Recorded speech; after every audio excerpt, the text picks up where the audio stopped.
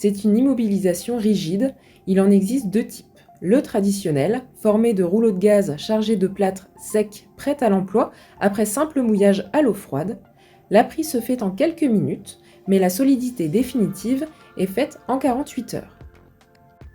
L'autre type en composite, c'est-à-dire de la résine, plus léger avec un temps de séchage plus court.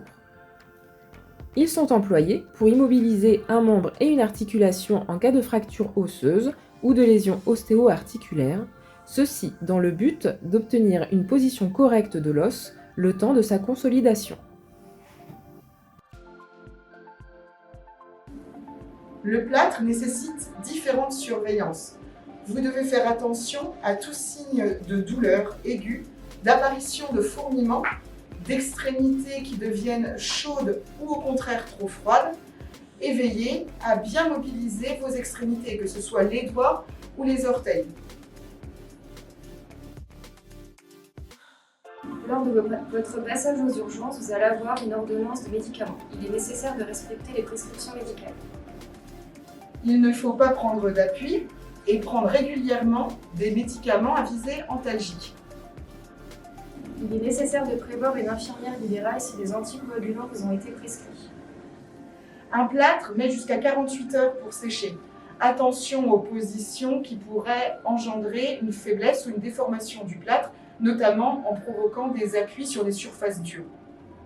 Il ne faut pas le mouiller. La baignade est donc interdite. Pour les douches, il est nécessaire de mettre un sac plastique ou des protections fournies en pharmacie.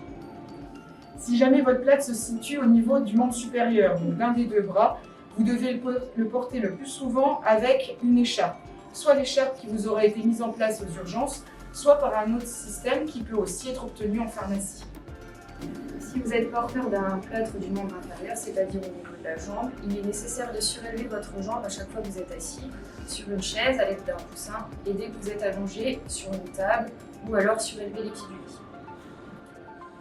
Pour les plâtres qui deviendraient trop larges, vous pouvez, suite à votre traumatisme, avoir un membre qui est gonflé.